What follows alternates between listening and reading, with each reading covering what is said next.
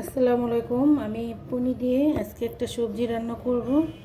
এখানে সবুজ ফুলকপি, আলু আর পেঁয়াজ এটা আমি সেদ্ধ করে ফেলছি।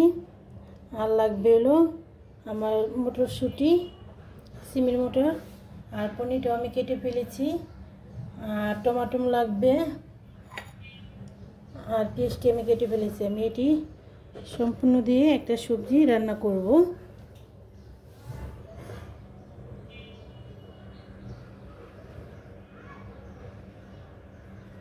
আর লাগবে সয়া সস, টমেটো সস, এই দুইটা আমি দিব, দিয়ে আমি সবজিটা রান্না করব।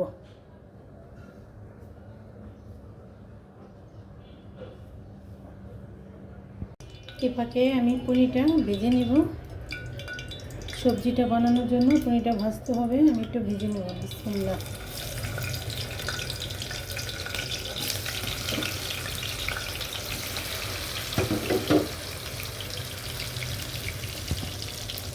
হালকা আঁচে আমি একটু পনিরটা ভেজবো।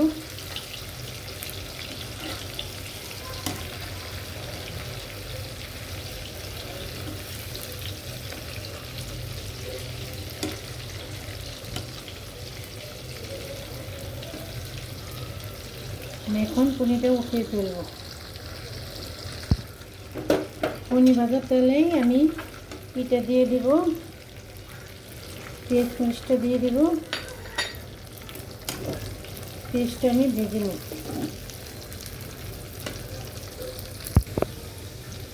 এখন আমি সিমের মটরটি দিয়ে দিব। আমি এখানে কোনো মশলা ব্যবহার করবো না আজকে।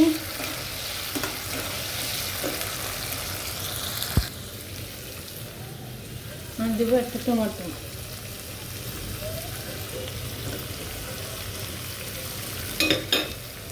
টমেটো দিয়ে দিব।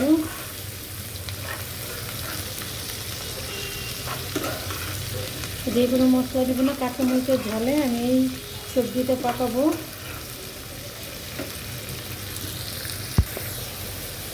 একটু সয়া সস দিব, অল্প পরিমাণ একটু সয়া সস দিব।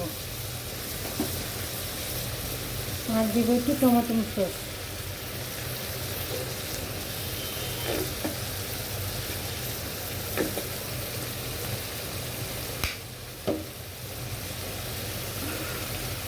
এটা এখন ভালো করে আমি নেড়ে দেবো। এই সবজিটা না খুব ভালো লাগে, ভাত খেতেও ভালো লাগে, আর দিয়েও ভালো লাগে। ফুলকি দিয়ে আমি ভেজে নিই।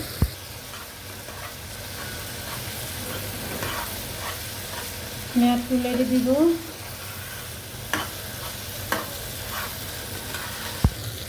আমি এখন দিয়ে দিব ভিজে রাখা পনিরটা দিয়ে দিব। ভাজার পরে পনিরটা এরকম হয়েছে, আমি এখন পনিরটা দিয়ে দেব।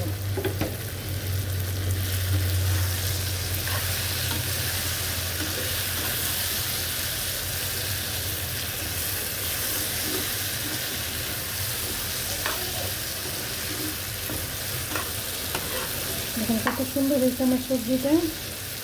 আমি এই সবজির সাথে চিটপিঠা বানাবো। আমি এই সবজির সাথে চিটপিঠা বানাবো। আমি ওই সবজির সাথে চিটপিঠা বানাবো। চিটপিঠার গুলাটি গুলে নিচ্ছি। পরিমাণ মতো লবণ দিয়েছি আমি। আর একটা ডিম লাগবে আমার। ডিমটা দিলে হয় কি নরম থাকে, আর মচমচে হয়, এটা নরম থাকে।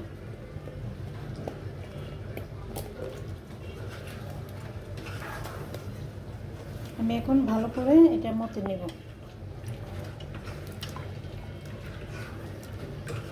আমি চালটা ভিজিয়ে রাখছিলাম, এখন আমি ডিমটা দিয়ে ভালো করে মজবো। দেখেন চালের এরকম হলে মনে করবেন আপনার গুলাটা ঠিক হয়েছে।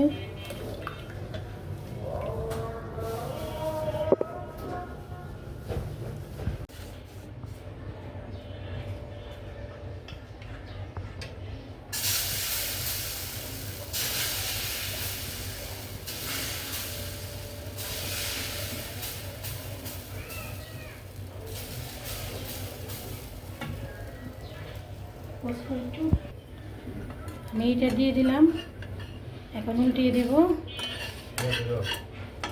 আসসালামু আলাইকুম, আল্লাহ হাফেজ।